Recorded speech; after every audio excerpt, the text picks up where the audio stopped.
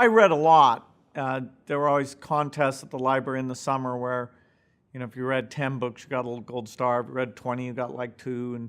And there were like 5 or 6 girls and I that would always read like 35 books, and we'd see, who could do the most. It was a broad set of things. Eventually, a fair bit of science fiction, because that intrigued me.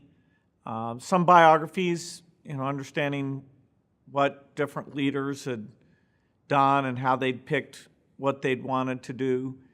And so I'd say science fiction and biography were the categories that had the most impact. Yeah, among the science fiction things, Williams Rice Burroughs wrote a Martian series, and I read that. Then he also had the Tarzan books, and there's an unbelievable number of them, like 40 of them, and I eventually decided to read those as well. I didn't actually read Catcher in the Rye until I was 13, and ever since then, I've said that's my favorite book. It's very clever.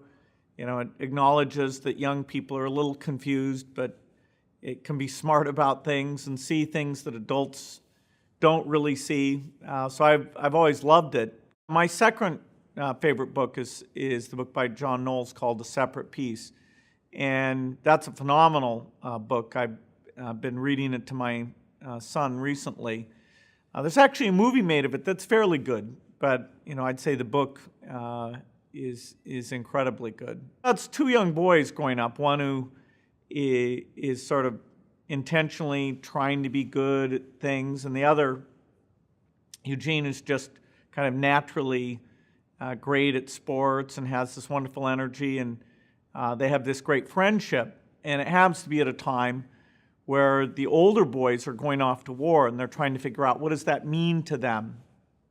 And the author talks about this period of his life as really defining the rest of his life, how he sees everything, is sort of in comparison to this period where he didn't really know where he fit in.